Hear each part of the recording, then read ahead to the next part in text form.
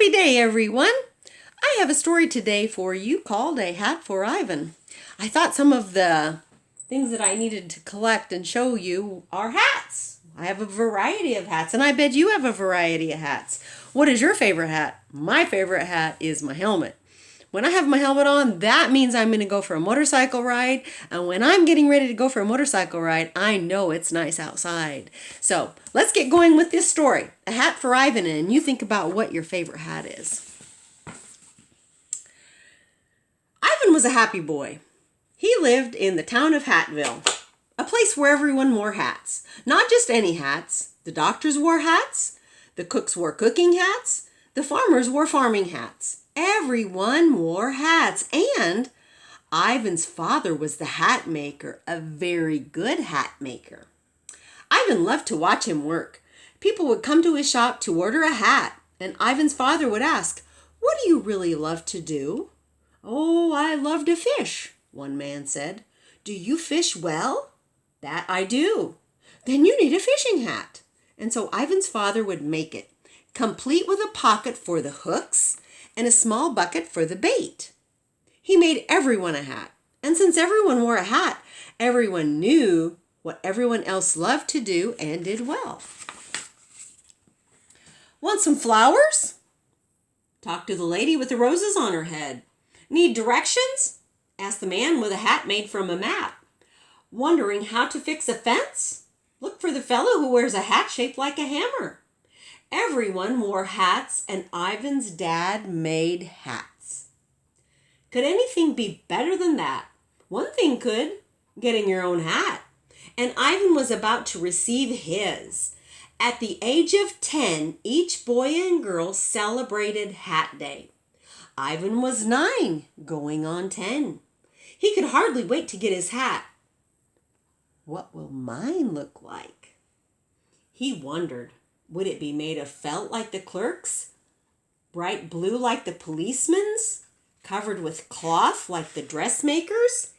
He wouldn't know, but he would find out soon. All Ivan could think about was his new hat. All he could talk about was his new hat. He told everyone he saw, "My hat day is coming." The people in Hatville were excited for Ivan. Some people had their own ideas about what kind of hat he should wear. Felix the baker did. Ivan passed Felix's bakery every morning on the way to school, and every morning Ivan stopped in the doorway and smelled the baking bread. He couldn't always see Felix. Felix was short and round like the cookies he baked. But he could always see Felix's bobbing hat. It was tall and white, like the wedding cakes he made. One day, when Ivan stopped by for a sniff, Felix was waiting for him. "I hear you are about to get your hat," he smiled at the young boy. "I am," Ivan replied with pride. "Well, I have a surprise for you. Come in." And with that, the baker stepped back into the shop, and Ivan followed. What could the surprise be? A donut? Some cookie dough?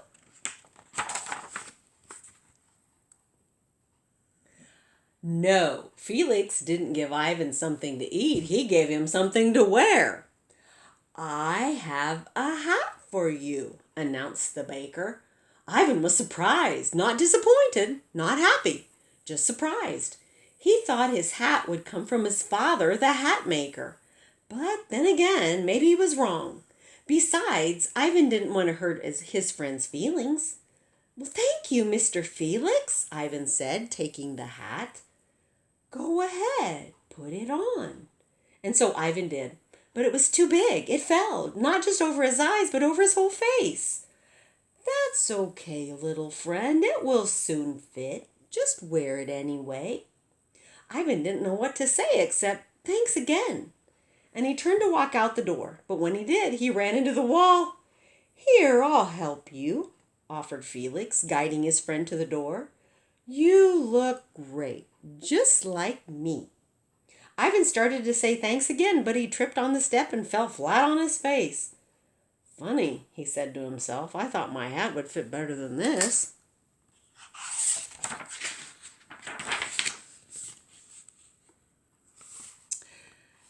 walked the same path to school every morning. Ivan was able to feel his way down the street. Soon the scent of daisies and roses told him he was nearing the flower shop. When he heard the hammers pounding, he knew he was near the carpenter's shop. And the sound of music told him he was passing by Miss Anita's piano studio. Miss Anita loved music, and Miss Anita loved Ivan. Ivan's father had made her a special music hat, wide, round with tiny guitars on top, and piano strings dangling from the brim. Since each string had a bell on the end, everyone knew when Miss Anita was near. It was a different sort of hat, but it was perfect for Miss Anita. No one else would want to wear it, but Miss Anita wouldn't be without it. She loved the hat, and she loved Ivan, and she loved it when he stopped to hear her play. Of course, on this day, she didn't recognize him. All she saw was a tall hat on a small boy. "Who are you?" she asked. From within the hat came a muffled voice. "It's me, Miss Anita. It's Ivan." He heard her quick steps on the wooden floor. "That's not the hat for you," she declared as she yanked it off his head.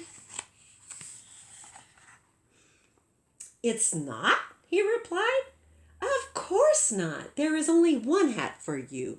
Suddenly, Miss Anita disappeared into her studio and came out with a very different looking hat. "I made this just for you. I've been working on it for days. Here, try it on." Ivan was surprised, not happy, not disappointed, just surprised. He had never seen a hat like this one. "Funny," Ivan said to himself. "Miss Anita is a good musician, but she's not a good hat maker." A piccolo dangled from the side, and sheet music was glued to the top. Bells and whistles hung in front of Ivan's face, and a drumstick dangled down like a ponytail on his back. "It looks perfect," Miss Anita declared. "This hat was made for you." Ivan smiled. The music teacher turned and walked back into the studio, pleased with herself. Now Ivan had two hats, one in his hand and one on his head. He didn't like wearing either one, but he did not want to hurt anyone's feelings. He didn't know what else to do except keep walking to the school. But the hat maker's son was barely down the street when he met a new problem. "Ivan!" The voice was deep and big and belonged to Bruno, the firefighter. "What is on your head?" "Miss Anita gave it to me." "As a joke?" "No, for real." "Oh, it's a good thing I came along. I knew your hat day was near, so I brought you a gift." For the third time that day, a hat was placed on Ivan's head. This hat was just like Bruno's, long and red and very shiny. A piece of fire hose was wrapped around it, and a miniature ladder stood straight up on top. The big fireman held the hat steady while Ivan tightened the strap beneath his chin.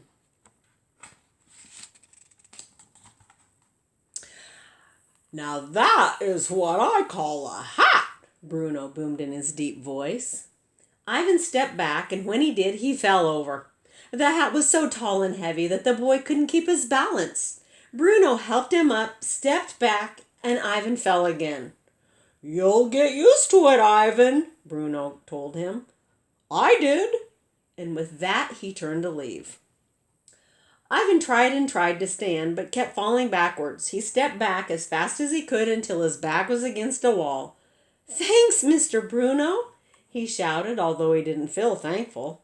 Funny, Ivan thought to himself. It's easy for Bruno to wear this big hat, but hard for me. What he did feel was confused. When he had left the house, he had no hats. Now he had 3, and he didn't like any of them. With one, he couldn't see. With the other, he didn't want to be seen. And with the third, he couldn't stand up. What was he going to do? He did not know what to do except to go on to school. So with one hand holding the heavy hat on his head and one hand holding the others, he carefully walked the rest of the way. Poor guy, wouldn't that be miserable? Everybody wants to help him, but it doesn't seem like anybody's helping him.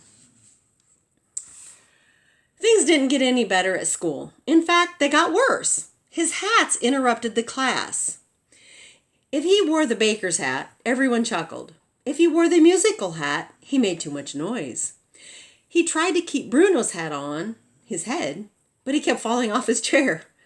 Ivan, the teacher finally decided, maybe you better go home. Hey, don't be taking any tips from this and wear a hat that doesn't work, so you have to be sent home. I don't think it'd work. The teacher would just make you take it off. Ivan was sad, but he knew she was right. He still didn't know what to do. He had too many hats. And on the way home, he was given many more. The farmer gave him a straw hat with a bandana to keep the sun off. The beekeeper gave him a netted one to keep the bees out. The woodsman gave him a wool cap to keep his ears warm. A clown gave him a cone hat with many colors. And the bookshop owner gave him a hat shaped like a dictionary. The poor guy, what a miserable day. Ivan soon had so many hats that he could barely carry them all. He would drop one, and when he bent over to pick it up, he would drop another. He finally had them balanced when all of a sudden he saw Felix the baker. Oh no, he thought, I'm wearing the farmer's hat. So he dropped them all and just barely got the baker's hat on his head and over his eyes when Felix saw him. Looks great, Ivan, shouted Felix. Ivan sounded tired. Thanks. Balancing the hats was hard enough, but now Ivan's eyes were covered as he walked. He couldn't see where he was going. He had stopped to rest when he heard the tinkling of tiny bells. It was Miss Anita. Oh no. What is he going to do now?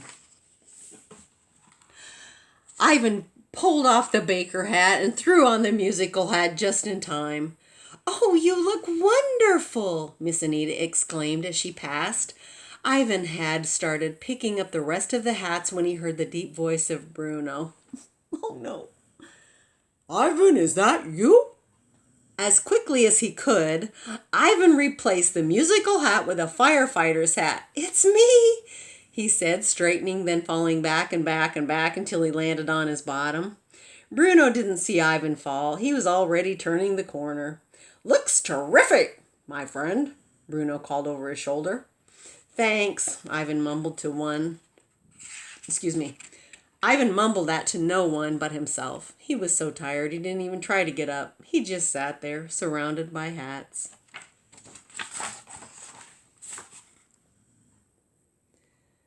Looks like you've had quite a day.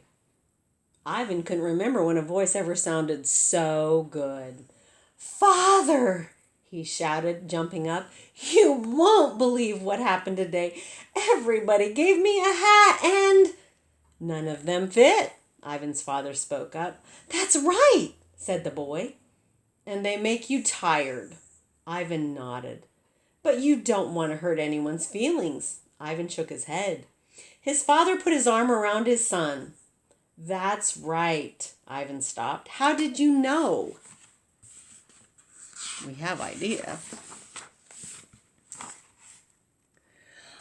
I'm the hat maker, Ivan. I have seen what happens when people wear hats they weren't intended to wear. They feel silly, they fall down, and they get tired.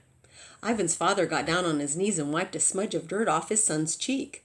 Listen, son, just because someone gives you a hat, that doesn't mean you are supposed to wear it. They mean well, but they don't know you. That's my job. I'm the hat maker, and I'm your father. So, you'll make a hat just for me? I will. All you have to do is ask. Oh, please, Father, Ivan smiled. I would like that very much. Well, let's gather up these hats and go home. As the hat maker and his child walked toward home, the father asked, Tell me, Ivan, what do you really love to do? I wonder what Ivan is going to really love to do that he is going to have his father make a hat that will convey that message to everybody. What do you think? What do you like to do? If we had a hat maker here in town, what kind of hat would you like them to make you? I'm going to stick with my helmet. Have a great day.